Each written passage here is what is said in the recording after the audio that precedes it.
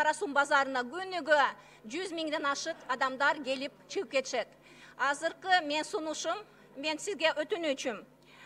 Срочно Қарасун мэриясына экскаватор, бульдозер керек. Срочно металлические контейнеры, металлические урны. Бұл экология мәселесі абдан манилю турат. Для вывоза твердых отходов просто город утопает в мусоре. Урматтуу биринчи вице-премьер, мен сизге атайын кайрылып атам, бул маселе абдан маанилүү. Мен ойлойм, сиз бул маселеге көңүл бурасыз. Еще хочу воспользоваться тем, что присутствует вице-премьер по силовому блоку, министр МВД. Я обращаюсь к вам. Вчера обратились ко мне женские организации, возмущаются. Я просто, самое последнее, вы посмотрите сводки, криминальные сводки, в каждом участвуют работники, сотрудники правоохранительных органов.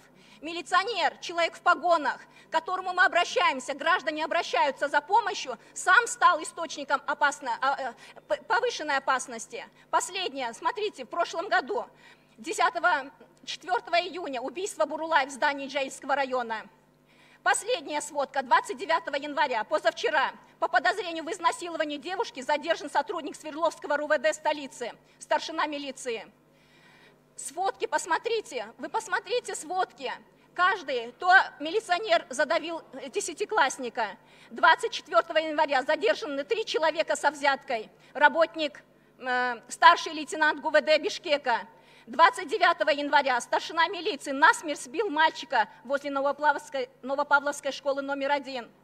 21 января в аварии погибла женщина, за рулем был пьяный сотрудник милиции. 10 октября 2018 года в Бишкеке милиционеры устроили перестрелку. Ну, я думаю, что вы в курсе. Мы просто требуем от вас, от руководства МВД реакции. Урматтуу вице-премьер, курирующий силовой блок. Я думаю, что вы в курсе всех этого. Я думаю, что будут приняты меры с вашей стороны по определению ответственности руководства МВД. Рахмат.